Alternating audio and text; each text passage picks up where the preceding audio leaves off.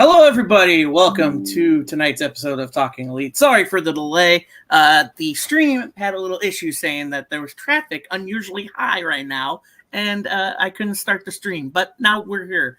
Anyways, thank you guys for joining us tonight on this Thursday evening. Always a joy to see all your beautiful faces out there on the internet. I don't know why that makes sense to me, but it kind of does. Tonight, we are talking fantasy booking for a promotion. So if anybody watched AEZ Canada on Tuesday, I went back to rewatch it. Matt and I kind of talked about promotional stuff and creative for AEW and as far as creative for WWE. And it got me thinking, hey, what would happen if we book our own promotion here on All Elite Zone? It's just something I want to think of. Obviously, we're 5 years in with AEW, brand new promotion.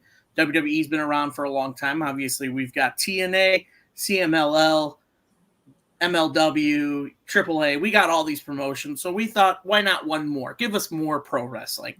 And obviously, that's going to be the topic tonight. So before we begin, let me introduce you guys to everyone's guests tonight. Very happy to have these guys on. I missed these two. First, foremost, the man with the history in his head, my friend Jason. Jason, how you doing, buddy? Well, now that we're through the traffic jam, I guess I'm doing okay. Yeah, I don't know what was going on with that. It was just so weird. It was like, oh, hi. I was like, oh, great. Okay, now it starts. Always good to be here with you guys as usual.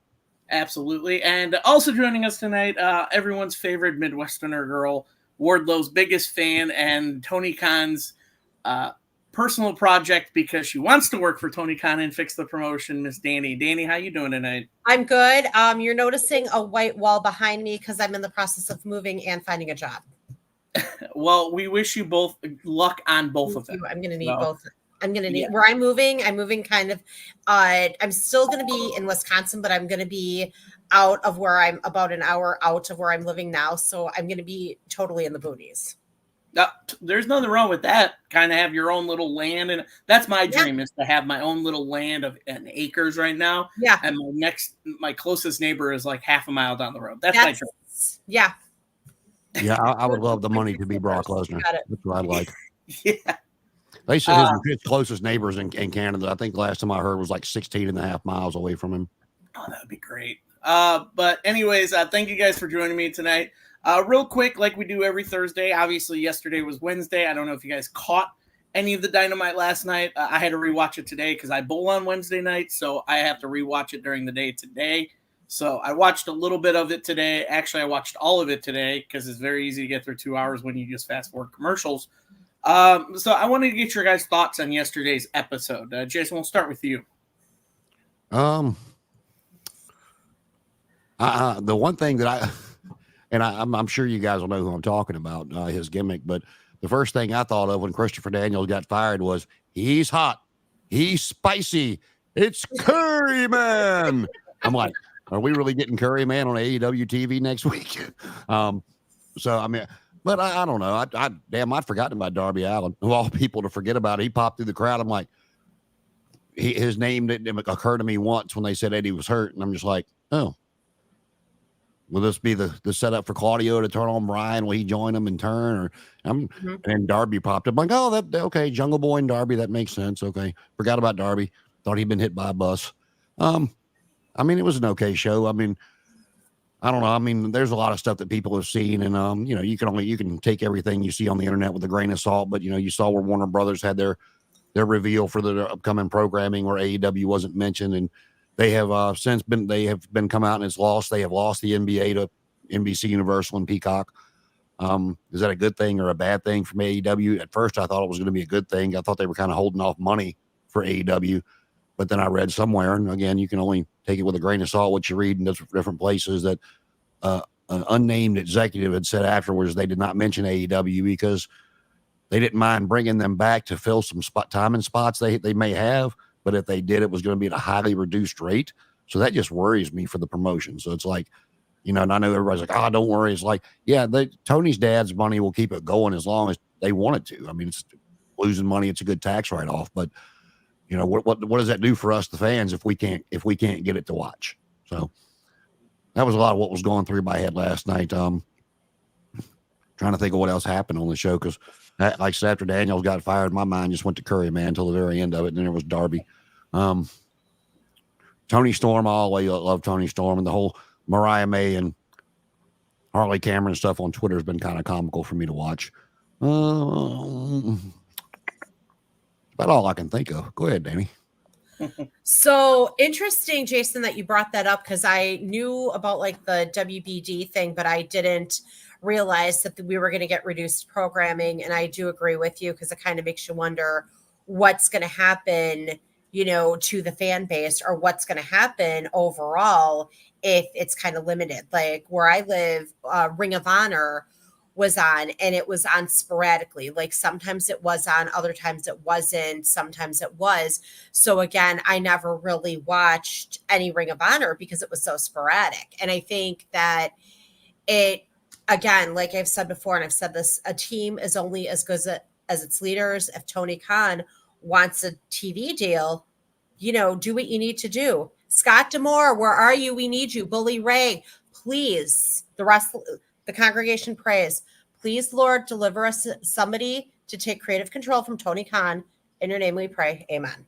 Tony Khan won't even go and bust it open if Bully Ray's on there over an issue they had 2 years ago when Bully asked him a question about the referees and he got all defensive. And I went back and listened to it because I know how Bubba Ray can come across, and I'm like, was he really that big of an ass? And he wasn't. He asked him a question about the referees getting too involved and a few other things, and Tony just went right into defense mode, and he was refused to go back on the show when Bully's there. So that one you can go ahead and strike down. Yeah, no, interesting. That's really interesting. When I was on Busted Open, Bully Ray asked me a question, and I'm like, okay, Mr. Ray, no. I mean, Bully Ray scares me, and that's even just, being a caller on the show. So I definitely see what you're saying.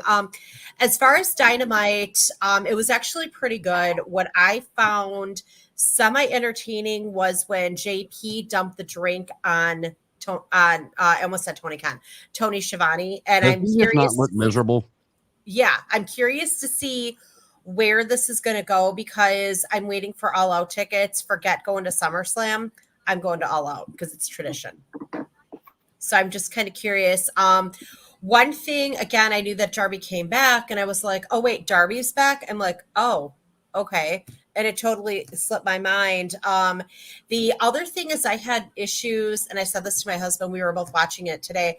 And I go, can you understand Will Ospreay? And he's like, no. And I was like, wait, what is he saying? I couldn't even understand him. There's poor Wardlow just sitting here like this. Yeah, he's another one that looks miserable when you see him on TV. You can tell. Absolutely. Yeah, no, I totally agree with both of your points. Obviously, there are some highs, there's some lows on the episode. I didn't think it was a bad episode at all. After rewatching it today, there were some good moments in it. It was a Dynamite that I wish would have happened sooner. There were still a couple of talking segments I thought ran a little too long and didn't get to the point that could have been cut short. But overall, I thought it was okay Dynamite. And right now, joining us, our fearless leader, Connor, is joining us tonight. Connor, we're just talking about our little quick review. As you guys know, Connor does live reactions to Dynamite on Wednesdays. He got to watch it live. Connor, what was your final thoughts as a review to all of our listeners and viewers out there? For Dynamite, I thought it was okay. Everything was predictable, though. Like, before the show started, I said exactly what was going to happen in every match, and it happened. I said the starting match would be Jon Moxley, and they'd win. They won. I said Dax Harwood and Okada would main event, and Okada would win. Okada won. It's so predictable. Like, it kind of takes the excitement out of it if you already know, like, well in advance what's going to happen. Well, I thought it was pretty good. I like Brian Cage's Swerve Strickland's match. To Wardlow, I think he's out the door. I really think that he's. I have a hunch he is. Out the door. Yeah, I was gonna say if you watch his Twitter at all, yeah, he seems like he's got one foot out the door. I like Wardlow. Yeah. I met him in person. He's extremely nice. So wherever he goes, I hope he gets pushed like the star he should be. But overall, I thought the episode was good. They ran really over time. Tony Khan put on Twitter that they was gonna have a overrun. They had a really a really lengthy overrun. That Okada and Dax Harwood match really went overtime. I thought that was a good match, and Brian Cage and Swerve. I thought it was a pretty good episode. Yeah, I think overall it was decent for what it was, and kind of continued the build for Double or Nothing coming up in a few weeks. I do have some thoughts on some stuff that could have been fixed up. The Serena Deeb Toni Storm feud, I'm still a little iffy on, just because the match is not built up as it should be. We talk about it all the time. The build up of Deonna and Toni was great. Hell, even there was a little bit of Toni Storm build up against Thunder Rosa was a little bit a good build up too at the few weeks leading in. But this one with Serena Deeb, as much as I'm excited to see Serena Deeb get into a title match, because I'm always impressed by Serena Deeb, especially coming back from her health issues and everything like that, just to get in the ring and get a match like this is huge. But I do think the build could have been better. And maybe they still have time to, with a couple of weeks left, kind of make it even better and make us excited for the match, as well as the other women's match. Now, I will say the contract signing did its part. And let me just say how much more and more I'm starting to love Willow Nightingale. Yeah, I absolutely agree with that. Especially after that promo. As soon as she said, the last match we had, I walked out champion and you didn't walk out at all. Like that right there, I'm like, that gets the crowd behind you. Yeah. And the way they're leaning more into a Mercedes heel turn at the pay-per-view, I'm all for. I think Mercedes works better as a heel. Mm-hmm. The CEO character is definitely a good heel character. And so the fact that it's predictable she's going to win the title, as much as I would love to see Willow retain, by heelish tactics. I mean, that's just my thing. The main event, I think, was really good. The reveal of Darby coming back kind of threw me off a little bit, just because of how injury-prone Darby is. I mean, he just came back from an ankle or injury that I believe he broke his ankle, and now he's able to do shit. Yeah. So it's like, dude, like, are you miraculously taking something for your ankle? Is your ankle like triple, quadruple taped? Like, I don't get that. And he was just hit by a bus a few weeks ago. Like, I'm like, does this? Oh my guy, God. Yeah. So I mean, but I do think it's and I don't know how I feel about him as the fill-in for Eddie, but I don't know. I'm looking into, and like I said, I trust the process of how they're going to build. Because we've said it on the show before that AEW is good at one thing, and that's putting on pay-per-views. Their pay-per-views are always great, but they don't follow up with it for their shows, and they don't follow through with it after the pay-per-view. So, I mean, you could put on a great pay-per-view, but you got to have that feel of it leading and after. So, I mean, take that with what you want to think, but that's my thoughts on it. Well, I'll tell you, for me, we all know how good Serena Deeb is in the ring. Her weak point is her mic skills. It always has been.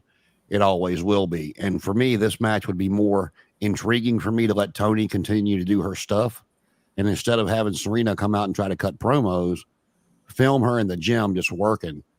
And with maybe one quote of, "This is what the professor does. She doesn't talk, she wrestles." Done, over with, turn around and keep beating up your sparring opponent. Because again, that's just not her strong suit. You go back to Deonna and you go back to Thunder Rosa. Thunder Rosa, I think, would be another one that would work really well in WWE, simply because of her over the top, her outfits, her face paint. They would take that production, in my opinion, to the next level that Tony's still trying to figure out with some of his people. So I think she would work better in WWE than Deonna would, but both of them still are great on the microphone, and they can come across not only in the ring, but the entertainment aspect of it as well, that's where Serena is lacking. And yeah, I'm agreeing with you. Willow is growing on me week by week. And when you look at the two of them, not disparaging her size, but the size difference between the two, that, in real life, that's one of those matches that should last literally 30 seconds with kind of like, did you see Tozawa against, Bronson Reed the other night on Raw? Yeah. I was just like, really? But when they came out there, I looked at my fiance. I'm like, that's exactly how that match should have went. Little guy, boom, boom, boom. He got a lot of hits in. He ran, but as soon as the big guy grabbed a hold of him, done, over. I'm like, as boring as that, people would look at that. I'm like, that was booked exactly how it should have went. Mhm. You know, Bronson didn't lay down for the guy. He didn't look hurt. It was just Tozawa running away from this 450-pound man. And as soon as this 450-pound gorilla got a hold of him, it was done.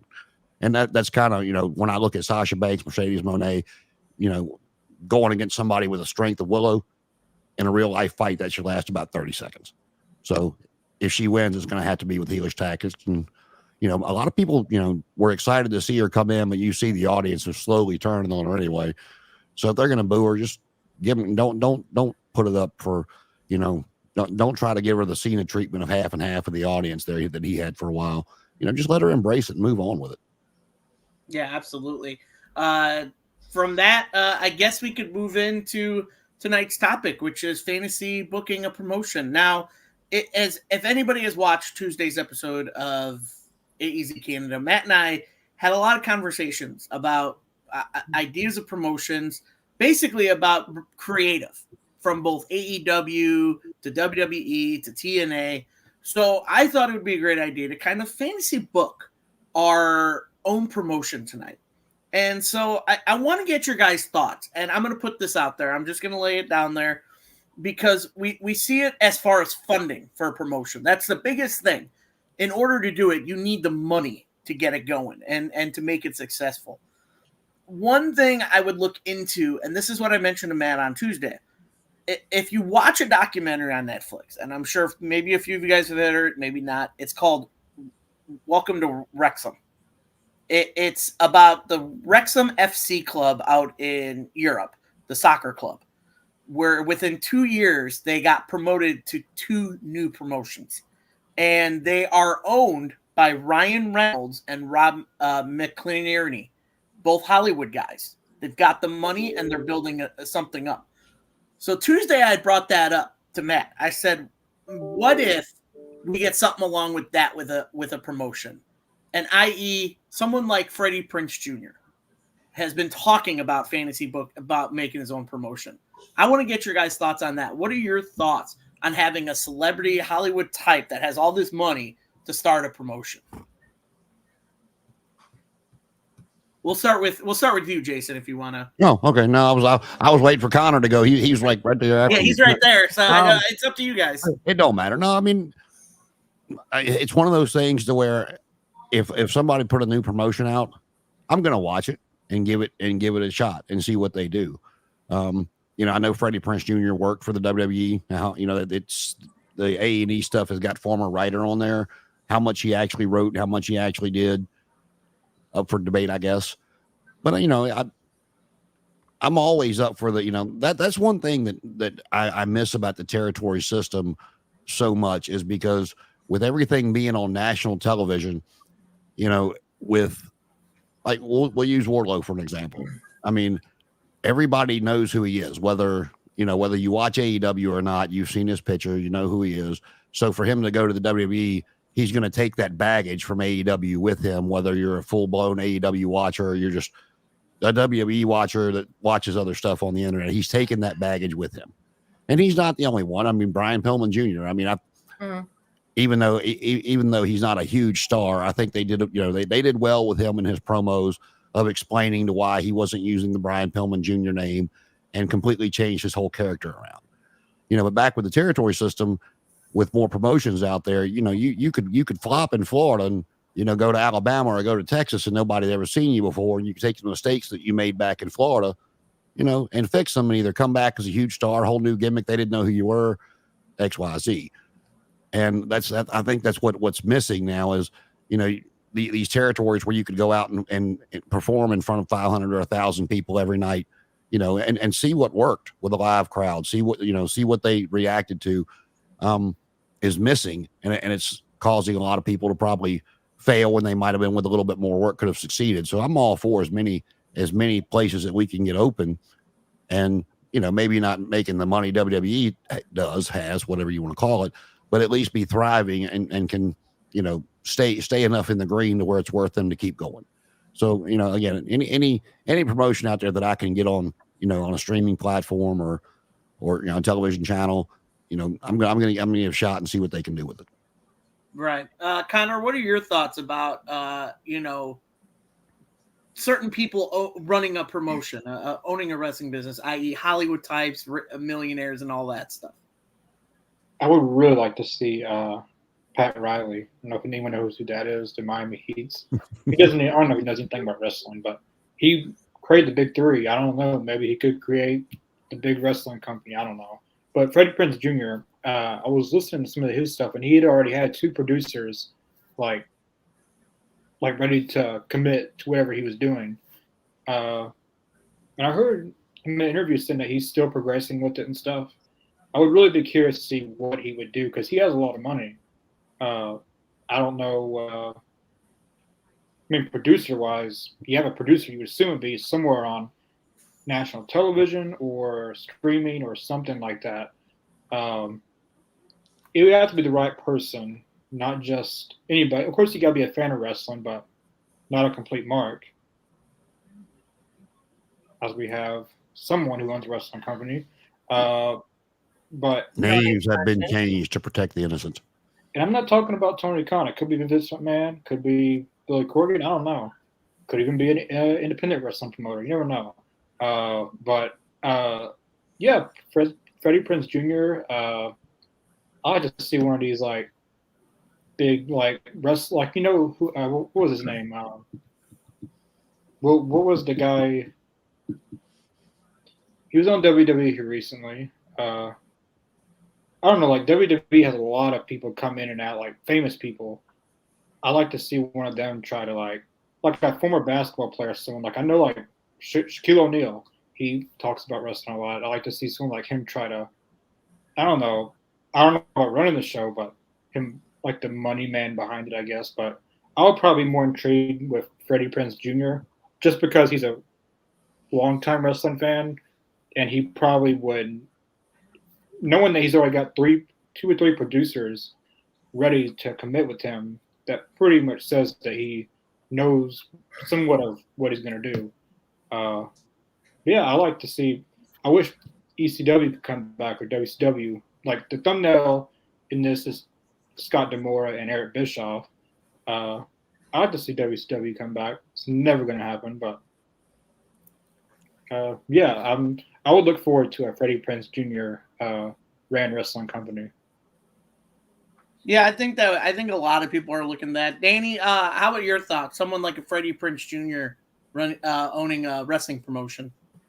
Considering that he was on WWE Creative, so he's got kind of some insights as to how it works, I would say, yeah, that would be really intriguing just to see from his perspective where he would go in terms of a creative, creative standpoint. Like, what would he, base his style around? Where, AEW is going to be more of like that indie wrestling, backyard wrestling, things like that, with more creative freedom with promos, obviously, where WWE is more sports entertainment, heavily scripted and obviously rehearsed before they get into the ring. So I'd be curious to see. And then if I had to pick a non-Hollywood type, I'm going to go with Bischoff, only because, again, we're talking Eric Bischoff from 25 years ago. How has Bischoff changed?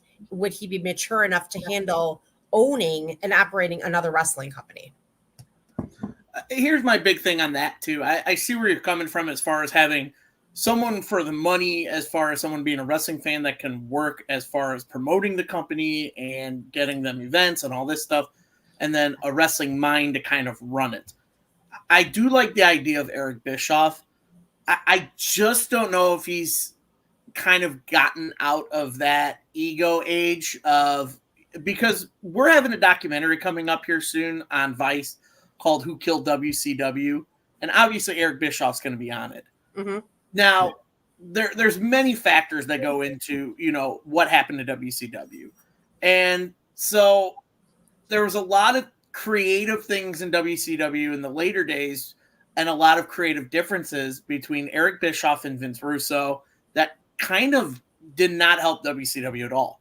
Now, I'm not saying I wouldn't put faith in someone like Eric Bischoff to kind of be that guy to be on the wrestling side of things and figure everything out. I'd like to not see him in a creative role, if that to be. I'd like to see him more as like a talent representative and all that stuff. So I can kind of see where you're going with getting that wrestling mindset person onto that team. Jason, looks like you want to chime in on this. Oh, I was fixing my mic, but no, I mean, Eric Bischoff he's interesting on that because, I think we talked about it last week. This WCW stuff, and I know people still watch it. Hell, I'll watch it, but it's been beat to the ground. Nobody really killed it. Bischoff had a deal in place to buy it for $70 million.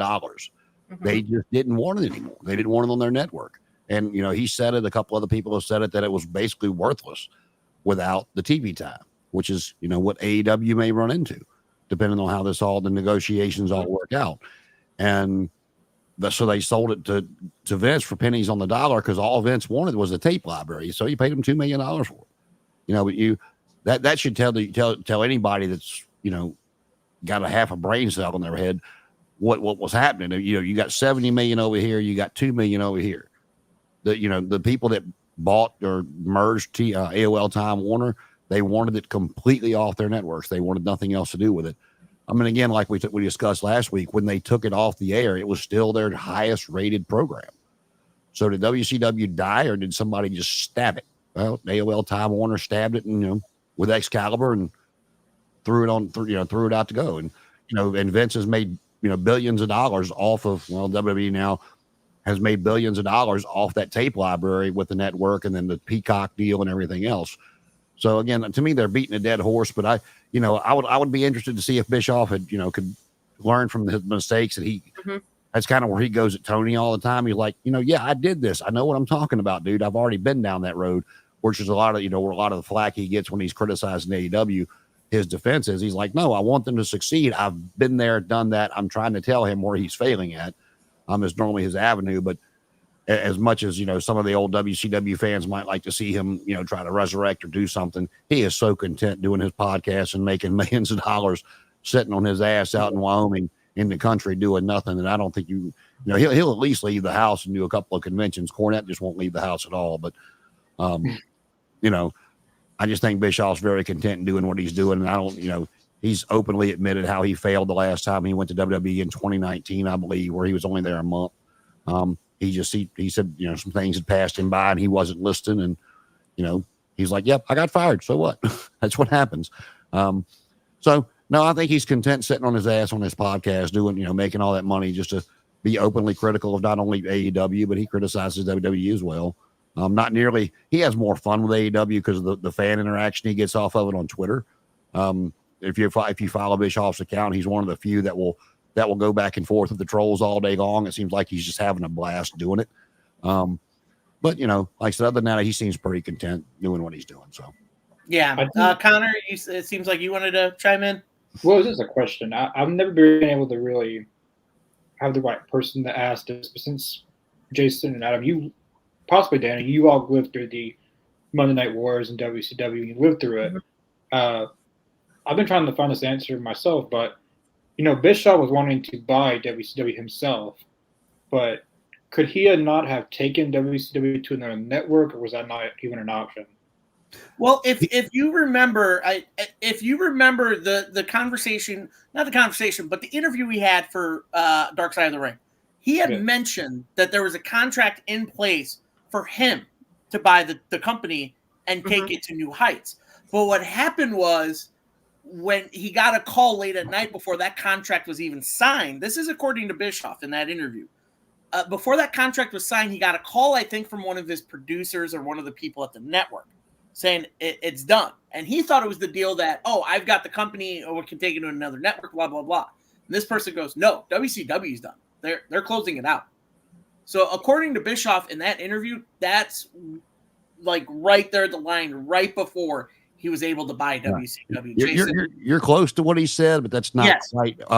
Right, you got to remind me. I haven't watched the episode in a while. It wasn't a producer. It was one of his partners. There you go. He said he was actually sitting on the beach fly fishing, and he said he was sitting out there fishing because he knew how the work he had in front of him to try to rebuild the company. He said a few times that his plan for it was to take a couple of months off, bring it back with a bang with a new announced team. He said he wasn't firing Tony Schiavone, but he was going to put him somewhere else in the company, maybe backstage, whatever. bring it back. And he actually had said who his announcers were going to be, but doesn't matter. I forgot. But that was the issue. His partners deemed WCW worthless without the TV time, and they were not going to put $70 million. I forgot the group's name. They were not going to put that money into it without a deal in place. So if the deal would have happened, he could have taken it elsewhere, really. Yes. Yeah. More than likely, yeah, he probably would If have. somebody else would have picked it up, absolutely. But if you listen over the time of even with WWE, they've talked about for years how weird it is trying to get sponsors for wrestling programs. But AOL should be ashamed of themselves for robbing people of memories. well, not and you hear it all the time too. But with WCW, like I said, God help me defending Vince Russo, but they brought Vince Russo in, who's the guy writing Crash TV and Howard Stern TV on WWE programming. And then he gets there and they start telling him, oh, no, you can't do this. You can't do that. You can't do this. You can't do that. And it's like, that was the standards and practices from, AOL Time Warner coming in and basically killing off everything that had made WCW as successful as it had been. They didn't want blood. They didn't want this mentioned. They didn't want that mentioned. And it's like, did you even watch our program to see why we were getting 5 and 6 million viewers a week? Do you understand what, but, and they went and had, Bischoff come back in and try to work with Russo, but they were both at that point still handcuffed. But again, it was still their number one rated program. They just didn't want it. And I think Russo too. I think Russo just had that strong personality that I watched Bash at it was Dark Side of the Ring, Bash at the Beach, that one that they did 2000, where Jarrett laid down for Hogan. And I think Bischoff and Russo together were like, as Gorilla Monsoon would say, two combustible elements, and you're going to get a fire out of it. And that's part of what happened, because Russo had one vision for it, Bischoff had another, and they couldn't compromise. That wasn't Bischoff. That was Hogan. That was Hogan. But they have finally, all sides involved have finally admitted that all of that was scripted. That all parties involved knew what was happening up until the Vince Russo promo. Where Jarrett laid down, when Hogan was bitching at Russo on the microphone and put his foot on Jarrett's chest. Up until that, all parties involved knew what was happening. Hogan's thought was, when he left the building, that he was going to be gone for a couple of weeks. Booker T would be on TV as the new champion. He would come back, 3-4 weeks later and go, brother, I'm the champion. And it would set up a feud with Booker and Hogan. But then Russo goes out there and cuts the promo, and you don't know what goes through anybody's mind. But if I had to guess, they heard that promo and Hogan saw dollar signs, because that's when he sued AOL Time Warner and got a pretty high payday out of it, on top of his already contract they were paying him. Yeah, to kind of move forward with this too, we'll talk about Wrestling Minds.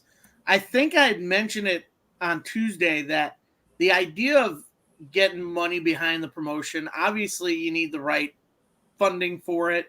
And I had brought up the idea of, since Rob and Ryan can buy in and make that soccer club successful, someone like a Freddie Prinze Jr., who's a big fan, has got the money, knows the behind the scenes working of professional wrestling. But I had also brought up another name. Now, this guy has had hatred for him for a long time, except now 20 years later, he's kind of gotten that more respect for him. And if you guys know who I'm talking about, I think Jason might know who I'm talking about, but the man's name is David Arquette. Now, it's crazy to think this man in 2001 kind of was told that he killed WCW because he won the world title. Well, I bring up this documentary a lot because I freaking love it. It's called You Cannot Kill David Arquette. And it's basically his redemption story of wanting to get back into the business to kind of make up for what he did as an embarrassment to pro wrestling. Because he's a big pro wrestling fan. He loves pro wrestling. He grew up watching it, He actually, on that documentary, he showed a photo of him at like a wrestling show in the 80s when Andre the Giant wrestling goes. I found a photo and you could see me in the background in the audience watching the Andre match. And so he loves the sport, and he got very healthy. And actually, he's really good friends with Jack Perry, because him and his father, Luke, were very close. Luke Perry and David Arquette were close friends.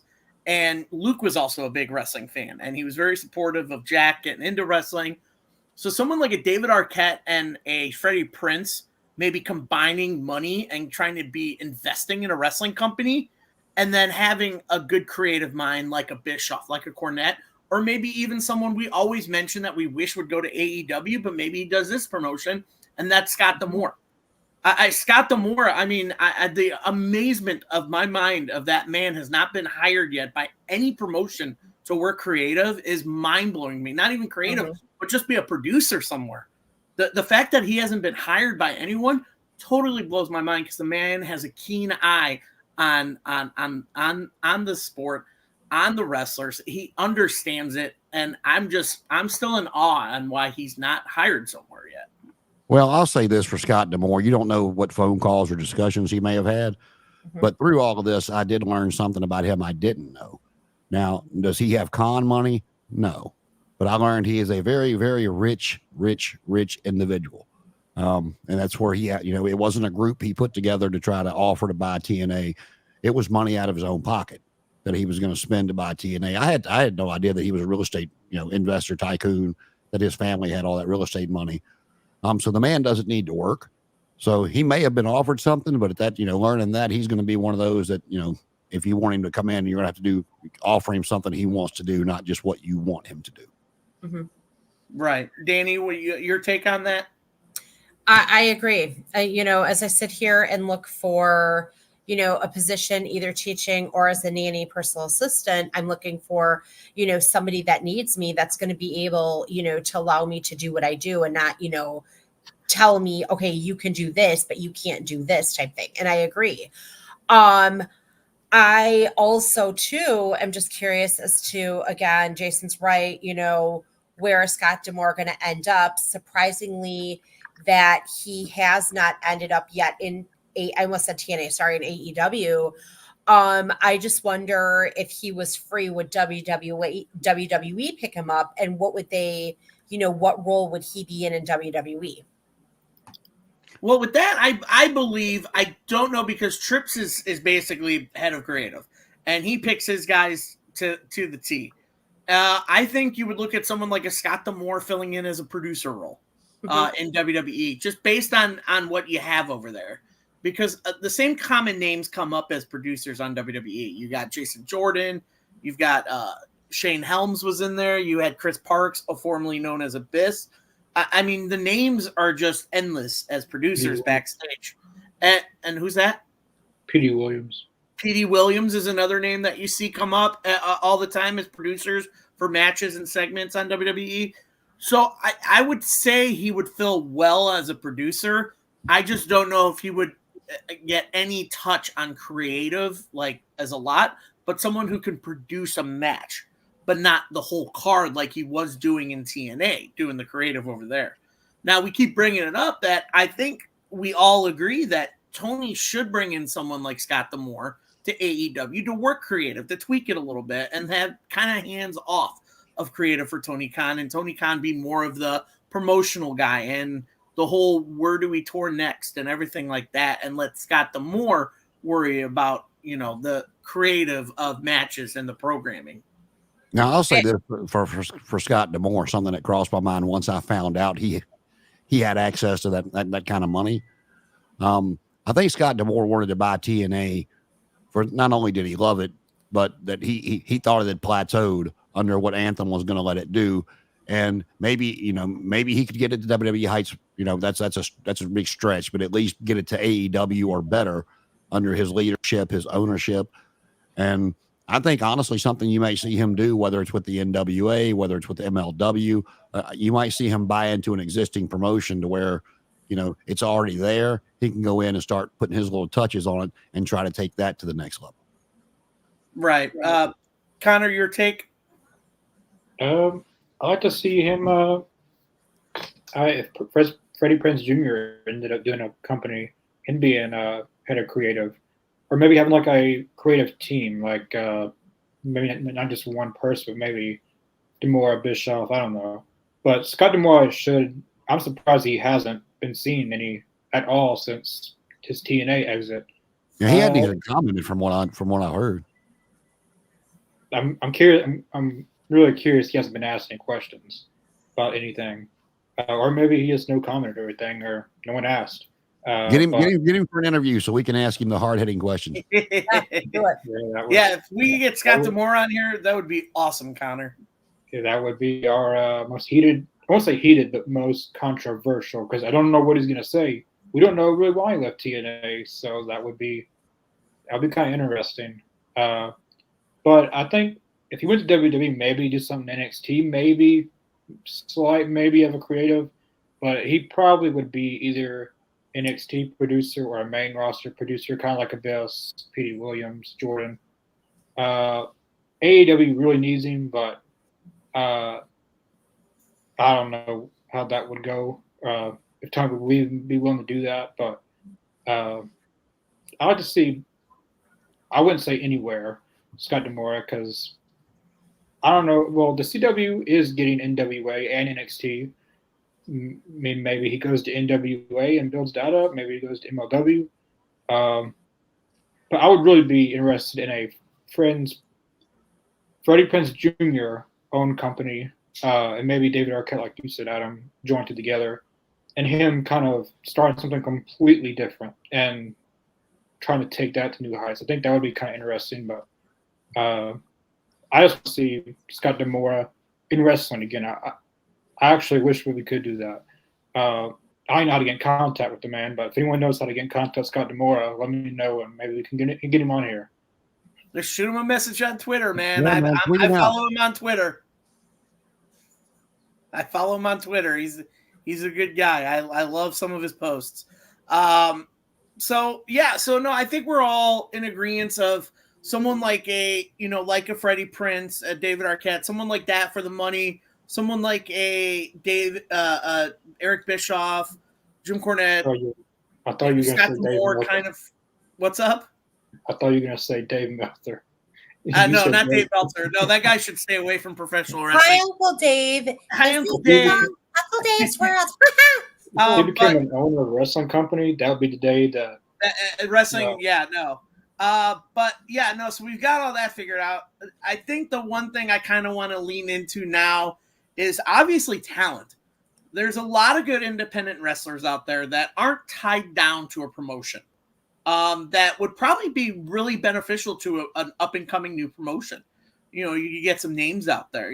Someone like Ace Romero, the big man, who could just do awesome stuff. If anybody watches Ace Romero, the stuff he can do is pretty awesome. I mean, you've got people like, I don't know. There's a lot out there. Amazing Red, I don't think has any contracts with any promotions. Someone like I don't know. I'd have to pull up a list. I'm going to pull up a list of independent wrestlers.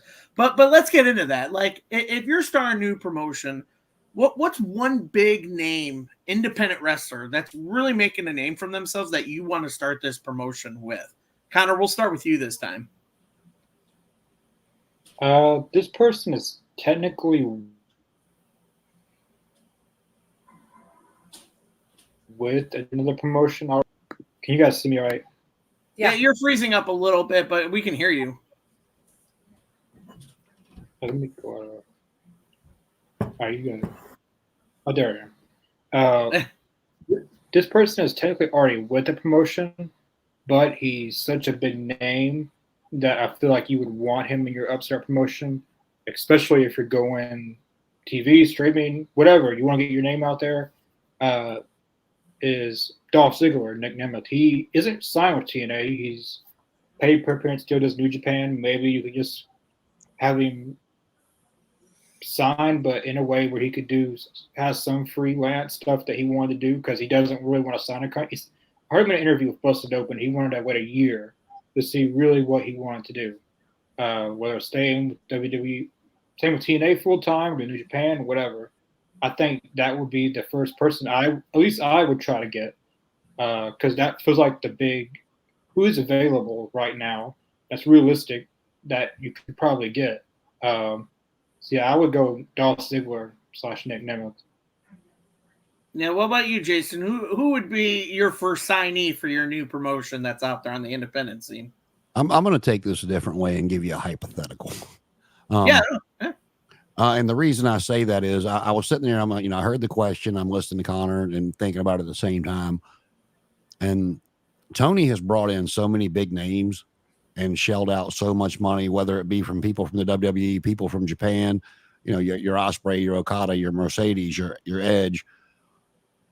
And it hasn't done anything. If anything, the viewership has gotten lower since all those people are coming in. It's not right at the million mark it was doing when they were battling. Everybody thought they were battling NXT, which I thought was absurd because it's a developmental brand versus a product with Chris Jericho and other big names. But so the presentation of people that have names and who they are, and I forgot who said it the other day, but it's the way I've been trying to say it for a few months is, to grow your business, to grow your audience, you need to do some things that your niche audience probably isn't going to like. I mean, not a lot, but a few things each week over and over and over again that your niche audience probably will shit on, be like, ugh. But it'll grow your business. And I think that's where the issue with Warner Brothers is coming in is they haven't grown, they've regressed. And so if I'm doing something to, if and this is completely fantasy land, but for anybody that watched the roast of Tom Brady, I suggest you do it if you have not seen it. It is absolutely hysterical. Oh, it's funny. Yeah. But you talk about who you'd like to see open a promotion. I'd let, with his football connections and his Hollywood connections, his business connections, his charisma, and what you've heard about the man's work ethic. I don't know if he's a wrestling fan or not. He seems like he probably would be. But if you got that man behind it, I don't think anybody would work harder to study not only the wrestling business, but the TV background of it as well to see what it needed to be successful and have the influential partners behind him to help him be successful. I think that's what you would need to bring in a big promotion and make it, and make it successful from the get-go is having the right people behind it. You can turn anybody into a star. Look at some of the people that over the years in WCW and, WWE. I mean, you look at Jericho. We'll take Jericho, for example. He was a cruiserweight. They tried to do a little bit with him on WCW TV. Never did work out. Goldberg didn't want to work with him, even though when he was calling him out every week after week after week with the Greenberg comments, and that got topped off with a spear in the aisle. It never got to a match or anything. And the man goes on Raw, his first appearance, and looks like a huge superstar. So it's not a matter of who you bring in; it's the presentation.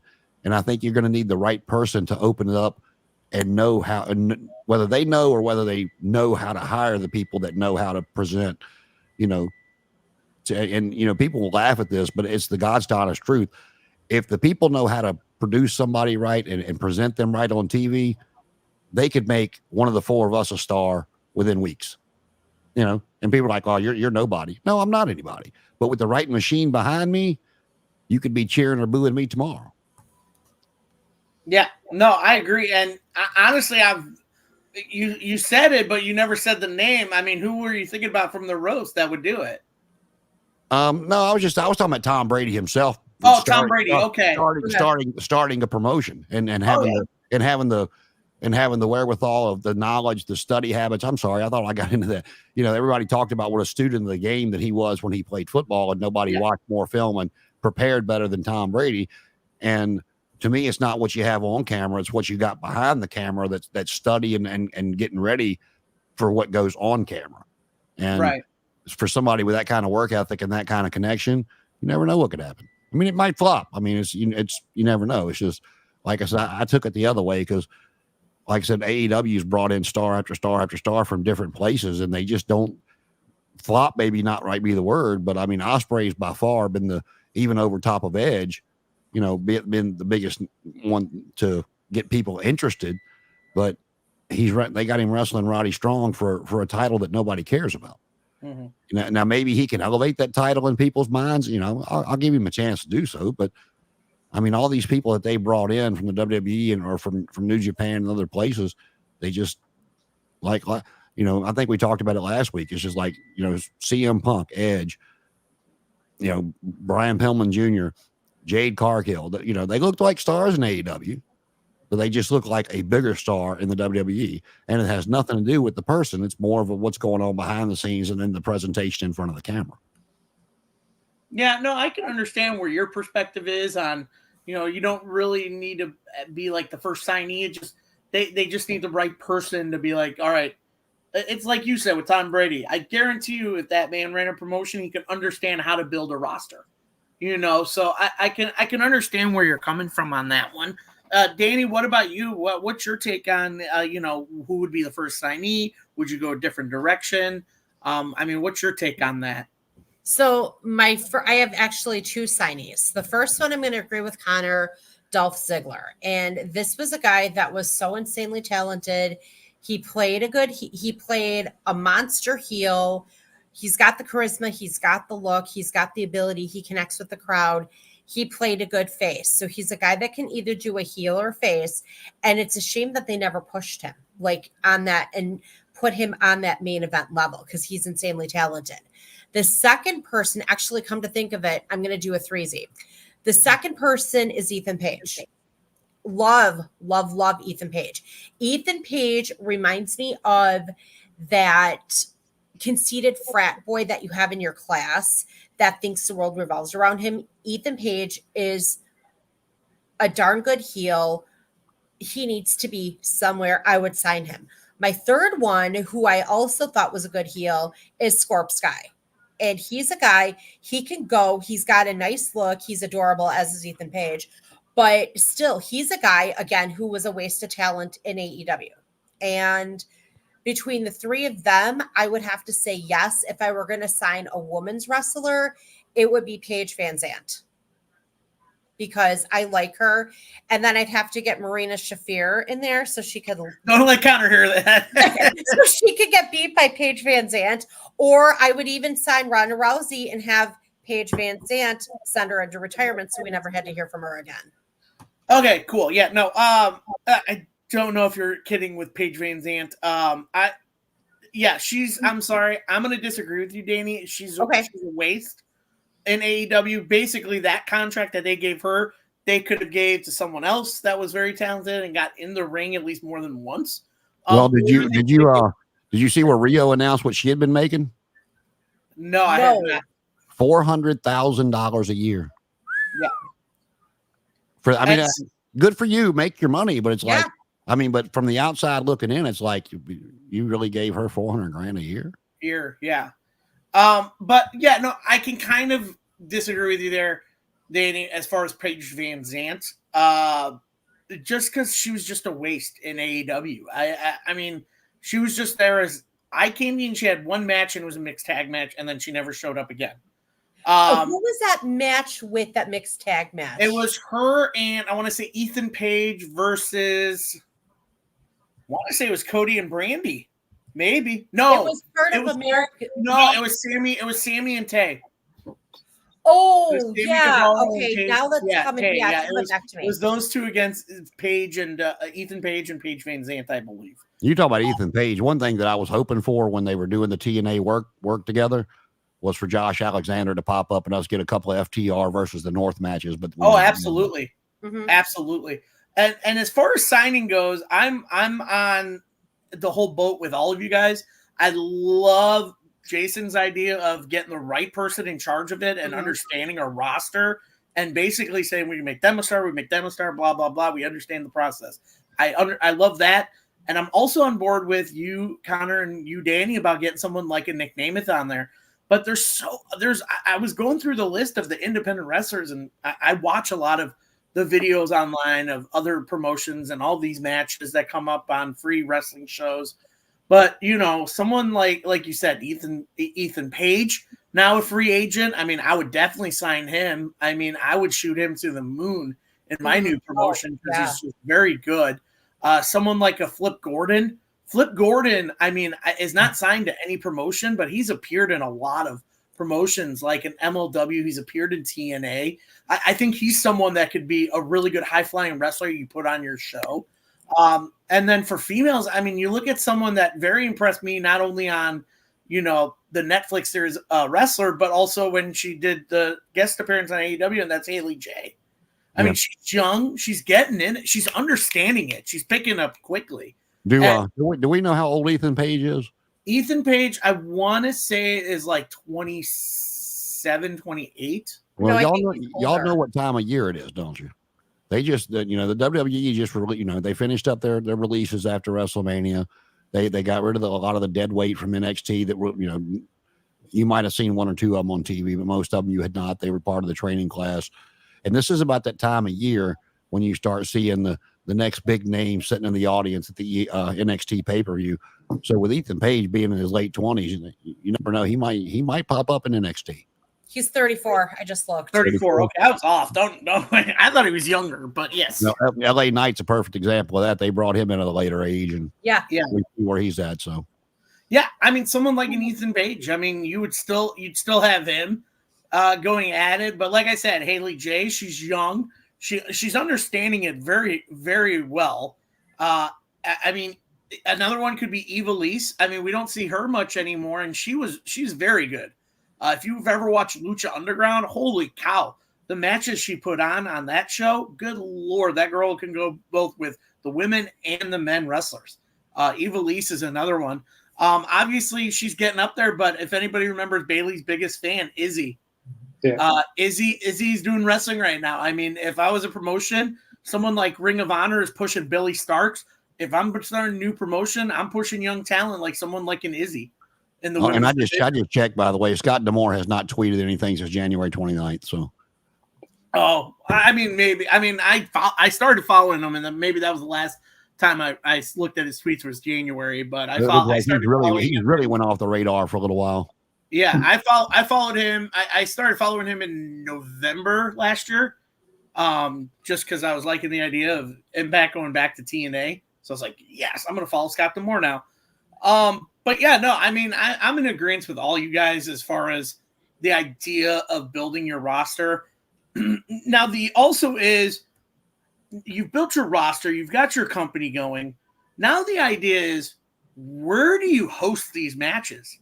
What are some good cities that you can, what's a main city, good wrestling city that you can start your promotion in that's just perfect? I'm going to ask you guys that. I mean, where would you want the perfect wrestling city? Where would you want to launch your company from? For me, maybe you could go to TNA route. Not the company, but they were based in Orlando at Universal Studios. Maybe you could go that route. Or where'd they get that idea from? I don't know.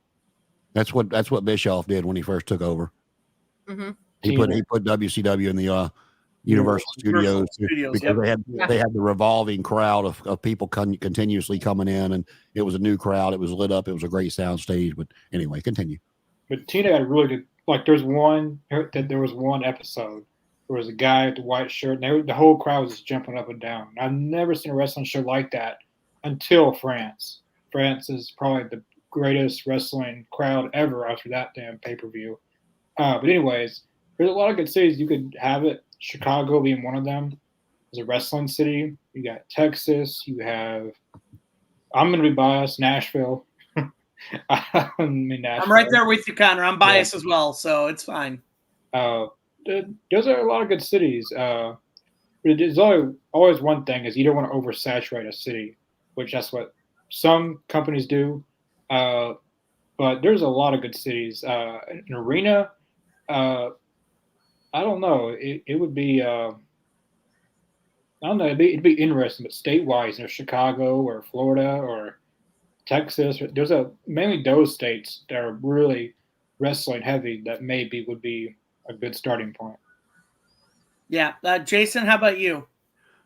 I would go one or two ways with it. Of course, like we just talked about Orlando in the studios, and I think that would be the best option for somebody to get a promotion up and running, because again, they're not buying tickets when you're in the, you get to go if you buy the ticket to the theme park. And so you can film a month's worth of television in one day, and, not to knock on AEW, but you're not going to get those pictures online of empty seats, that it's going to continuously be full. like I said, with the crowd continuously changing, you're going to have a fresh crowd that, they're taking a break from walking in the park and they may have no idea what you're doing, but the kid says, "Oh, wrestling, that's cool. Let's go look at it." And it gives you where you're not spending money on travel. You're not spending money on venues and stuff of that nature. It gives you a very good way to produce television for a while to try to get your product out there. Now, from a personal standpoint, I would love to see somebody be able to do it in the South, maybe in a Greensboro, or Nashville, or Memphis. Something of one of those natures to where you get a studio, you get, do it weekly, do it bi-weekly, however you want to do it. And, don't oversaturate the legends. You bring in your flair, bring in your steamboat occasionally to put the next guy over. I've been helping this guy train. I've been watching this guy train, because the Southern wrestling fans are going to get behind somebody. They always do. Mhm. I mean, I don't know what has happened with Ohio Valley, but I know when Cornette and Danny Davis ran it, they ran a very strong weekly television program from there, and their building was always full. And when they went to the fairgrounds to put on their bigger shows, it was always full. Now, whether it's fell off because of new ownership or Al Snow's leadership, whatever it may be, 6 of one, half a dozen of the other, but there's ways to do it, but it's not going to happen overnight. And that's been proven with like I said, AEW had the big. Everybody was so hungry for another promotion besides the WWE on national television, myself included. So I grew up watching 8 to 9 different promotions every Saturday. Because I was in the Carolina Virginia line right there in 20 minutes. I was in Carolina, but right there where I was getting Memphis, I was getting Georgia, I was getting Florida, I was getting Central States. We were getting World Class, we were getting Mid Atlantic plus the WWF. And, the Southern wrestling fans are very passionate, whether it's, Carolina's and your Nashville, something like that. And if done correctly, it'll take a while to build up, but it can be done. Yeah, no, I totally agree. I think somewhere in the South would be perfect. I mean, there's rich history in wrestling, pro wrestling in the South. Danny, what about you? What are your thoughts on location-wise for the new promotion? So if I were going to do it, it would obviously be Chicago for obvious reasons. I would host something maybe like spring, summerish, maybe like Grand Park or Navy. I don't think Navy Pier would be big enough, but definitely Grant Park. And then I would just go down the street for Paisan, or what's in it? It's Paisano's Pizza. It's the one that's on Cermak in Indiana. Cermak in Indiana, yeah. Yeah. So I would definitely host it there. I would also look around Chicago because Chicago is a huge wrestling city. And every time that I've been either to a WWE event or even AEW, you have a great turnout, and those Chicagoans love the wrestling. For like fall and winter, I would look into maybe Wrigley Field, or I don't want to say Guaranteed Rate Field because I'm not a Sox fan, but I would definitely look into Wrigley because Wrigley is in a really convenient location, and it would be similar to the showdown at Shea that they had August 1980. Yeah, no, I'm sorry. I was hearing a dog. The dog wants to chime in too. It's just I know. I was like, wait, what am I hearing? And I thought it was my neighbor outside, but no, it's the dog wants to chime in with his city as well, or her city, whatever the dog is. But no, I can agree with all of you. I love Jason's idea of going back to the South and hosting it there because, I mean, we think of Mid-South Wrestling and all those old territories down in the South being very successful in the old days and everything like that. I love that idea. My issue with big cities with a new promotion, especially, it's very hard, like Jason was saying, was getting those seats filled. I mean, especially like he had mentioned with OVW, because I'm going to bring OVW up because I love that he brought it up because, I was loving that show, Wrestlers. I hope they come back with it. But yeah, with OVW, and I'm also literally like 2 hours away from Louisville, so I'm not far from OVW. But the idea of them doing that weekly show in their OVW home, and then at one point they were doing like touring stuff, so they were doing touring shows. They were actually just recently in Nashville, doing an OVW show, which I wish I would have went to, but I think I was busy that day. But I love the idea of smaller arenas for a promotion. You don't need a big arena. I mean, you look at someone like a TNA who's been around for a long time, but yet they're smart and they get a small arena where they know they're going to have people in it based on the numbers, And so when you look at something like that, you got to be smart about where you're going to have your home base in. My other issue is with Chicago. I understand Chicago is a big mecca for wrestling.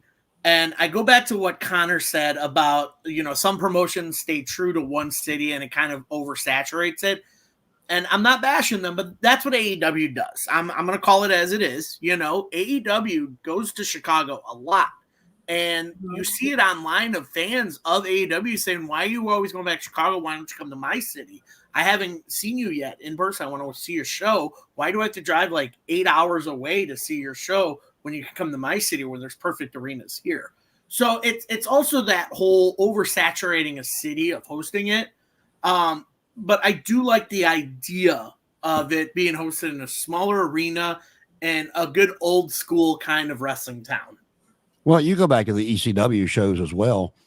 And, no, they never really, packed an arena. Their pay-per-views were 3,000 seat arenas. They weren't running, a 10,000 seat arena in Chicago. They weren't running the Greensboro Coliseum. They were running the 3,000, 3,500 seat Hammerstein Ballroom.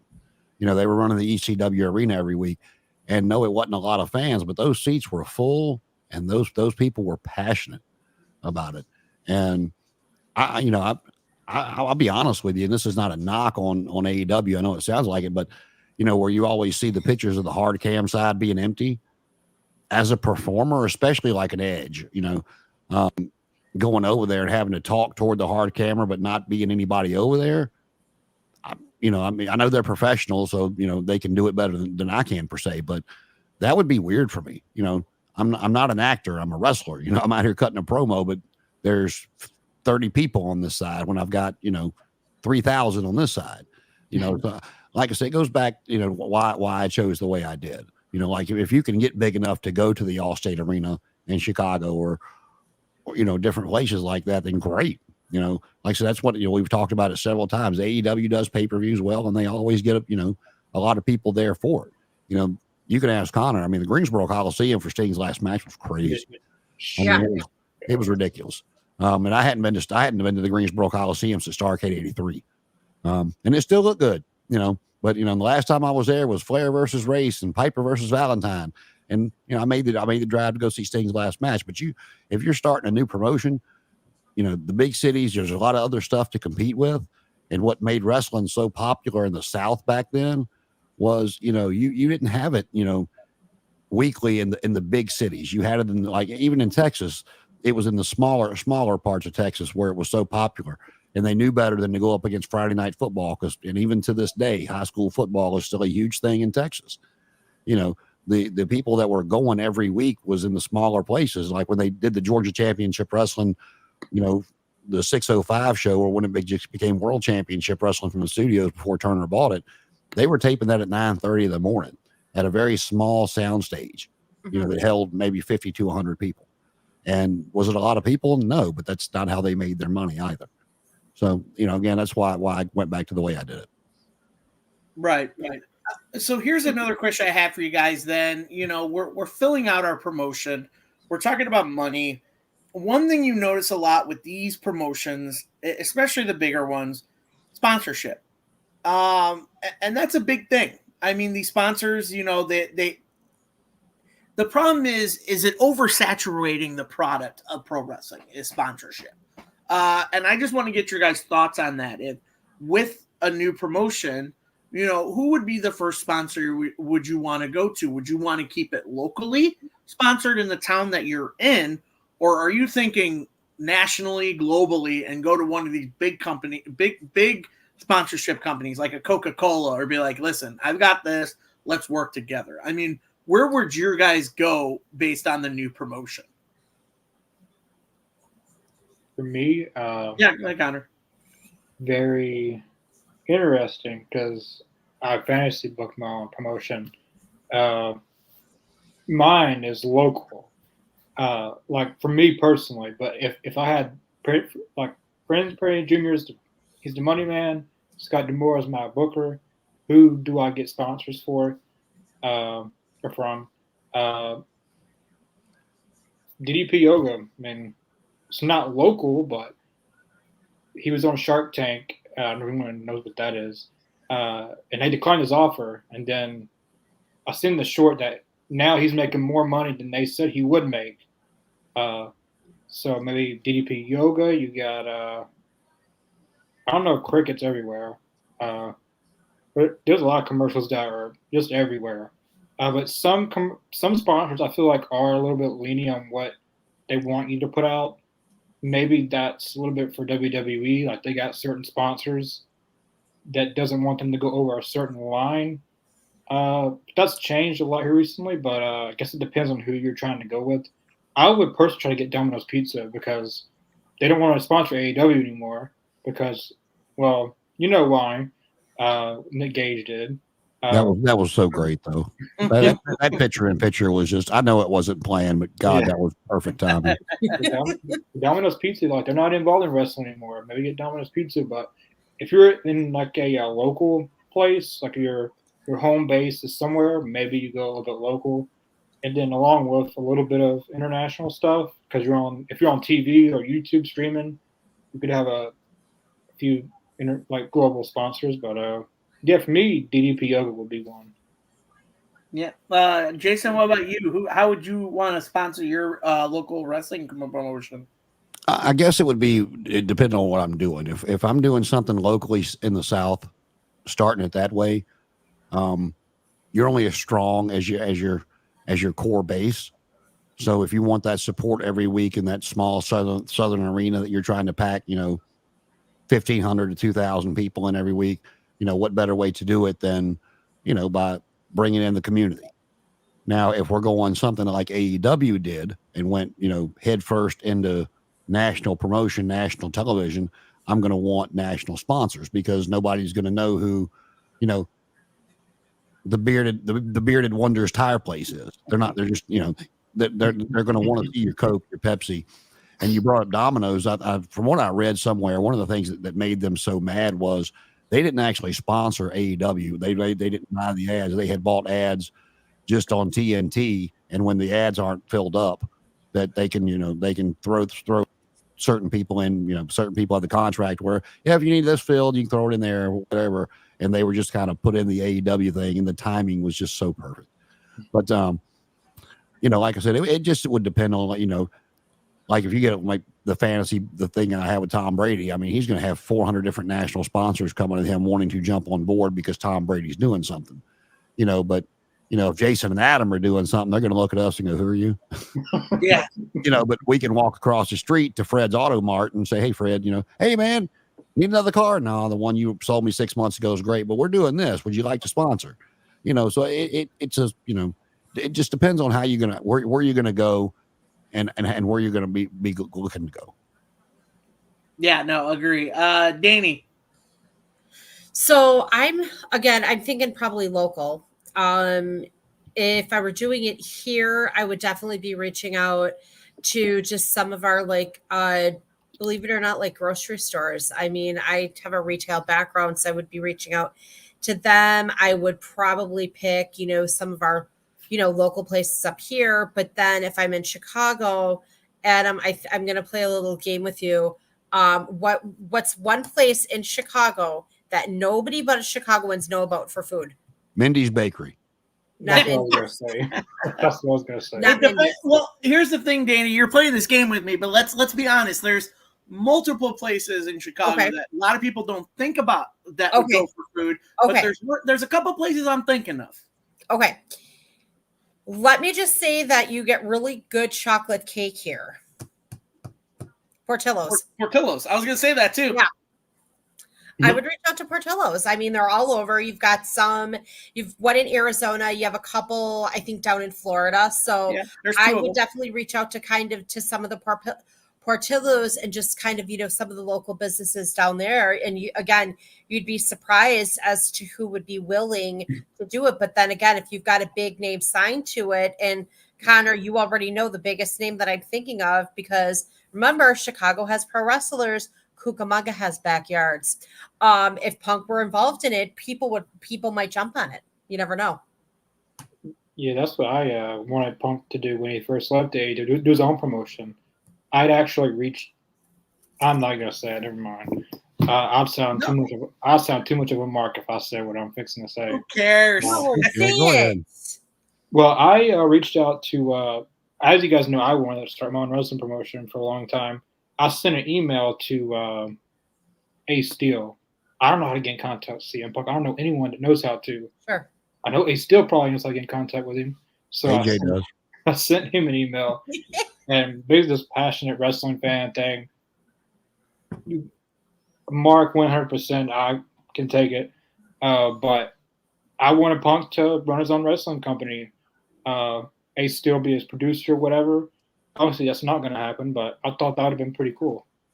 Yeah, Hey, no, They I can agree bring back the Ace Steel's wrestling school used to have the what was it called? That's where CM Punk got trained at.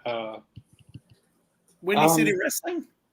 It was some Maybe? school. It was some It school. might he have had. been Windy City Wrestling. It was some school he had. It was like the power. It wasn't the power plant, but it was something on the lines that. I don't know, but I know he had a wrestling school. Maybe you could bring that back. I don't know. You know, I think one thing that's not only scaring people off from possibly doing this, I'm not. But you talk about the wrestling schools and stuff. You know, first Cody left, and they dropped the Nightmare from the factory and still said QT Marshall was running the factory for training guys in AEW, guys or girls, and now he's gone. So unless they still have some kind of working relationship with them, AEW really doesn't have a wrestling school. I mean, even I think ECW's was called the Monster Factory, maybe something of that nature that they had. They were training guys and girls in back then. But I think what we're fantasy booking, yeah, that's great and on our own territory. But somebody with less money than the Cons had would have thrown the towel in on AEW already. And so I think like with the CM Punk, of course, he's living large. He lives great. He could not wrestle again and still have live the rest of his life out in luxury with not a care in the world. Is somebody like CM Punk or even Adam Copeland or somebody that's made so much money in the wrestling business, do they want to throw it all away watching how much money Tony Khan is throwing into AEW and can't get past the 700,000 mark anymore? Mm-hmm. I mean, it's a genuine question of we've talked about this before. If AEW fails, Connor's a little bit younger than the rest of us, so maybe he'll have a chance of seeing it again. But we'll probably never see another major promotion in our lifetime. No. Because we've talked about it before. People are going to be like, dude, this dude's a billionaire. He owns the Jaguars. He owns the soccer team, and he couldn't make it successful. Why am I going to empty my bank account on that? And so, I mean, like I said, that's kind of just going back to my CM Punk thing. Now, he's openly said that he would love to take over NXT when Shawn Michaels decides to call it quits.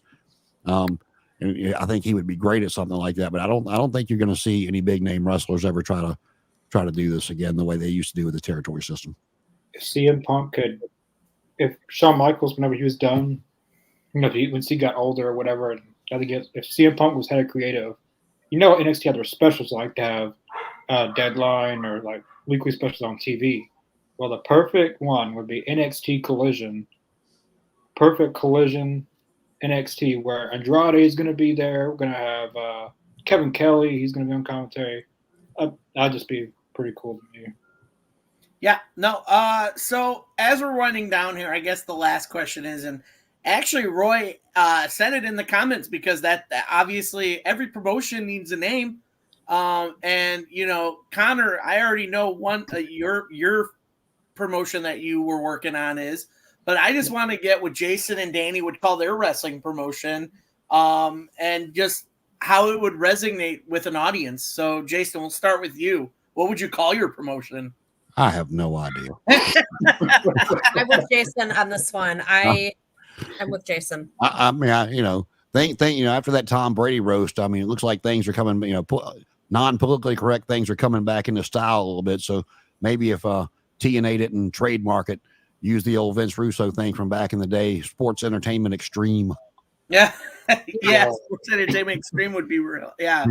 Did you watch that back in the day when they had the sex shirts like SEX, but it had SCX, yeah. the dots in the middle of it? And Oh yeah. When he was doing that at first, they were on paper. I mean, I remember UWF too. UWF when it was launching, and what's his name? Abers. Hey, Herb Abrams. Herb Abrams. Yeah. Like just all the stuff he would push to the limit on his wrestling. I'm like, dude, this is on ECW level right now, but it's a little more extreme than what I'm used to. Mm-hmm. So I mean, I remember the UWF and all that. So I mean, yeah, no, it's very hard.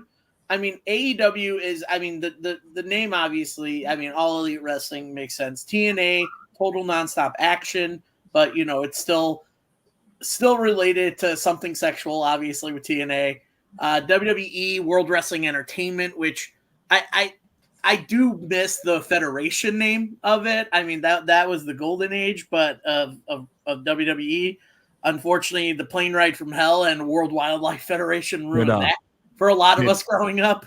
Did any of you guys catch the women's extreme wrestling that happened about 20 some years ago? Mm-hmm. Well, you mean, It was strictly on pay-per-view. Yeah. Like TNA was it, but it was like it wouldn't come on until 10, 11 o'clock at night. And the first time, you know, because when I hit the info button, the first time I ever saw it come up, it was like it had Jazz and a couple other people. I'd have to look it up to see who else was on. I'm like, oh, ain't nothing else on. I'll pay $3.99 for this. You know, hit the OK button, and you know, there's a crowd there, and there's women in the ring, and there's tops getting ripped off and bottoms getting ripped off. I'm like, oh, this is different. You know the PWO, and you know what that stands for, because that's exactly what it stood for. Doing backstage promos of basically with nothing on, talking about they were going to lick their way to the top and do this. I'm like, all right, that's not quite what I thought it was, but okay. But like I said, it had names on it that you had seen on, you know, in the WCW and in the WWF. It was after WCW closed down, so there was names out there that had been different places, and you know, I was like, oh, ain't nothing else on. All right. Yeah, no, that's the thing about pro wrestling is your name of your company not only has to like be out, it's got to grab the attention to where people want to watch it, and then your product kind of has to match the name of your promotion. Like that's pretty much pro wrestling 101 is, hey, you look at when Paul Heyman said ECW, that's what we were. We were extreme. So we're Extreme Championship Wrestling. You know, Vince going back over to World Wrestling Entertainment. That's what we were. We were entertainment. You know, AEW, we're wrestling. We're wrestling. So we're All Elite Wrestling. You know, we're the best wrestle. You know, so I think in a name, your name has to resonate with what your product is putting out there. If you guys agree with me on that. No, 100%. Yeah. So for me, I really can't come up with a name because there's so many letters out there that you can put together, and you're like, does this sound right? That's going to rub someone the wrong way. Like Jason said, it's so PC nowadays. It's like, I don't know if I want to call it that now, you know, or something that's there that you could get sued by. Like something like World Wrestling Worldwide, like WWW. Like that's just a lot. Or PWW, Pro Wrestling Worldwide. Like I wonder if they still have the WWWF trademarked. I don't know. I honestly don't know. I have not looked in that, but it'd be the very Worldwide Wrestling Federation. A Worldwide Wrestling Federation. I actually just thought of mine. Yeah, go ahead. Today's letter is going to be brought to you by the letter U. UWA, Universal Wrestling Association. That's actually not a bad name, and I'm hoping there's not an amateur wrestling thing like that has that initials. We'd have to look that up. Yeah. But no, I mean, it pays homage to the one what was the other one? There was United Wrestling Federation. And then it was Universal. Which one did Abrams own? Abrams owned Universal. He was Universal Wrestling. There was United Wrestling Federation. Yes. So it's kind of taking a play off that wrestling, and then the AWA, which I started watching when I was a kid, American Wrestling Association. Well, the UWF is what Watts turned into, you know, Mid-South into before he sold it to Crockett. That's the one. It just wasn't trademarked or anything. when Abrams come along to take it. I think depending on where you would start your promotion, I would probably play into that as the name of my promotion. Like we look at the old territories, Mid-South, Georgia wrestling, Georgia's wrestling, or whatever. Mid-Atlantic, Florida Championship Wrestling. Yeah, Mid-Atlantic. You'd have all those. So like I would do like MWPW, Midwest Pro Wrestling, MWPW, something like that. I mean, you see that there's not many promotions out there that got the 4 letters in their names. You got CMLL and New Japan Pro Wrestling, and NJPW. But there's not a lot there. Everybody keeps it to 3 letters just because I feel like that's almost a standard in pro wrestling. The 3 letters is all you need. So, so as we're winding down here, as we're getting to the hour and 25 minutes, the one last question I kind of got to ask you guys, since we've kind of booked our own promotion, if done right, would you be able to see this promotion last long? Would you see it as something of a WWE and becoming a global thing? Something like a TNA that's sticking around to its local, its fair fan base that's still there after 20 plus years? Someone like an AEW is brand new but has that raving fan base. Like, what would you guys predict this new promotion would last? Well, I mean, it just depends on where you put it and how much money you have to keep it going before you have to make it profitable. Again, with, I've said it before, I'll say it again. If Jim Crockett, or Paul Heyman, had Tony Khan's family money, all of those would still be around and family owned. So there's just a lot of things that go into it on how long you could actually keep it going. I mean, I would love to see AEW be around for years and get over them. Everybody thinks you're shitting all over AEW because you criticize it. And it's like, no, we want it to go. Want it to be successful. I want it to remain on Warner Brothers TV or something similar instead of like I can go on YouTube and find TNA. I just don't want to. I want to sit down and watch it on my TV. I'm old. I want to sit there with my Comcast remote and find it on my channel. I don't want to have to go to the damn internet and search for something. But TNA being on Access is because it's Anthem owned. They're not paying for the programming. It's programming that they're just putting on there. And it's kind of the same reason that Sinclair held on to Ring of Honor so long. It's like Danny started off saying, it came on here every Sunday night, but it was late. It was 10, 11 o'clock at night. Ring of Honor came on, but it was on weekly. It was just not at a great time slot. But again, they didn't care. They owned it. They were using it as a time filler. So there's a lot that would go into it. And I guess it's going to depend on the minds you have running it. But if you get the right people in place and the right sponsorships in place, it could go for a long period of time. Yeah. Connor, your take? I was basically in the right people. You need responsible people and positions, not just your pal, your nephew, or your. And you need people that are in the back that go back to the old 80s slogan of just say no. Yeah, you got responsible people. You need a goal, what you're going to do, and stick with your goal. Not try to be something one day and then try to be something another day.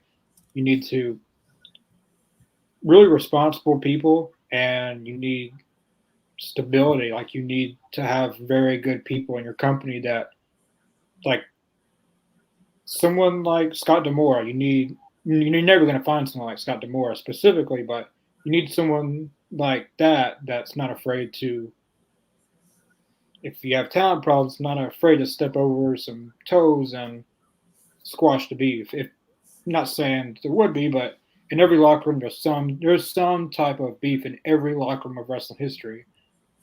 But you need people to, when stuff happens, you squash it. It doesn't escalate. I would hope it would last forever. But I think with the right people, the responsible people, the right stuff, I think it could lasting for a long time. And I think it probably maybe could be up there with AEW or WWE if they had the right people running it. Yeah. Danny, your take on this? Yeah, no, absolutely. You need the right people friendship should not have any place in a business, because if you have, your friends or your relatives and you're showing that nepotism, it's going to be that you kind of look like to the employees that you don't have any standards. And if you have, hypothetically, let's say you have people in EVP positions who don't want to be team players, I wonder who that would be. You, as a leader, make them show up at a meeting with that nameless superstar and just say, hey, I understand. How can we work this out? Because you blow a storyline that way. And then if they don't want to show up, you simply say, if you're not going to work, together with people, then maybe you need to be demoted or out of the company. But still, again, and that was a little sarcastic humor. But again, you need to have, people that want what's best for business. And when you have, your friends or your friends' friends or your clique or you're like a group of friends running a company, what happens is it gets to be, in some instances, toxic, because you might not have those leadership, how would I put it? The leadership expectations in place. Right. No, I totally agree. I think I'm in agreement with all you guys. It's about having the right people there. And I will say one more thing on that. Yeah, go ahead. That. This is all hypothetical, right? And with they said that Tony Khan's dad gave him $100 million as his trust, and he allowed him to go ahead and take it because he wanted to be alive to watch him spend it. And as big a wrestling fan as I am, if somebody handed me $100 billion, you'll never see my fat ass again. I'm gonna buy me a bunch of land somewhere, put a moat around it, and watch wrestling from a satellite with my feet kicked up. There will be hints if you ever seen those pictures. If I ever win the lottery, there will be hints and people like pulling like the Wiener Mobile and all that stuff. So you have to have the right people. The promotion does have to do the right thing by not always, but they have to keep the fan base interested and they have to stick to what they know. And like Connor said, they have to not be something one day and be something the next. You have to stay that consistency in order for something to be sustainable. Again, it's the funding. The money has to be there. If the money runs out, your wrestlers aren't going to be happy. Your fans aren't going to be happy. And you turn into an ECW where you run out of money and you're gone, So I think we are all in agreement on, in order for a promotion to be sustainable, especially one we just booked, you got to get that all in a pot and just and let it cook and let it become such a delicious meal that the world of pro wrestling fans will eat it up and be like, this is good. This is exactly what I wanted in a promotion. So before we end tonight, I want to thank you guys so much for joining tonight. I do enjoy having you guys all on talking. It's always a thrill, especially, Connor and Jason and Danny, you three. I feel like I can talk pro wrestling with you guys for hours. So I do enjoy having you guys on. We want to thank you guys for all commenting too. We had a lot of good commenters tonight. Rad, Davis, Mike, Roy. We want to thank you guys very much for doing that. So as far as this upcoming week coming, obviously, is there a Rampage reaction tomorrow night, or is it going to be Saturday night? Are they doing Rampage and Collision again in one night?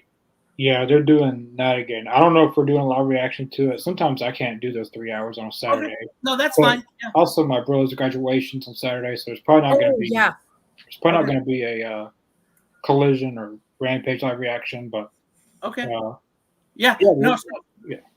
So we won't have that Saturday, but obviously next Tuesday we'll have AEZ Canada again with our awesome host Matt doing wonderful things there. Wednesday we'll have the live reaction of Dynamite. Connor's always there,